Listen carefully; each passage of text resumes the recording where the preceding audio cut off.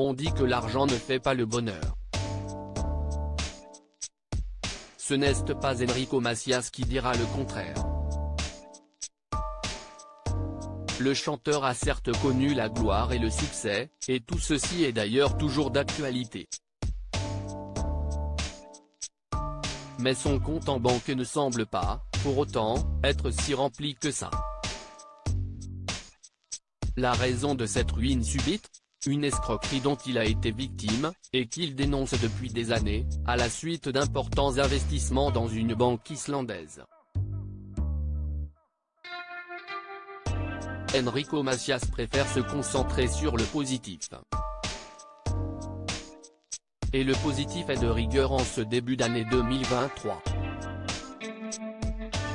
Le chanteur, qui refuse catégoriquement de songer à prendre sa retraite, débutera dès le début de la saison printanière une tournée musicale organisée en l'honneur de ses 60 ans de carrière intitulée Encore un tour. Si est dans ce cadre-là que l'artiste de 84 ans a passé une tête, du côté de RTL, et qu'il a été questionné à propos de sa situation financière compliquée.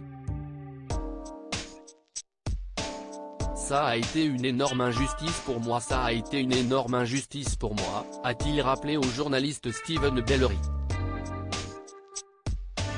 Ce n'est pas grave parce qu'on n'aime pourtant pas sa maison ou l'argent dans l'au-delà.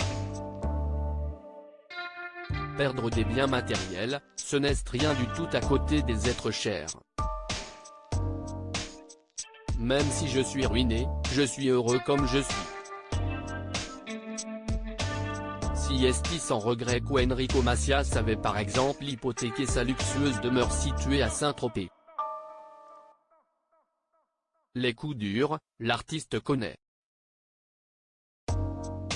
Il avait par exemple dû faire face à la disparition de son épouse, Suzy, à la fin de l'année 2008.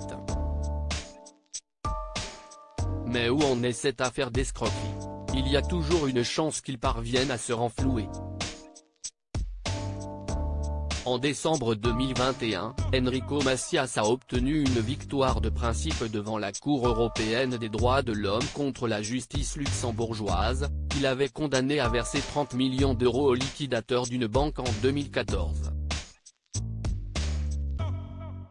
En 2017, cette décision de condamnation avait été confirmée en appel et le pourvoi en cassation du chanteur avait été rejeté en 2019.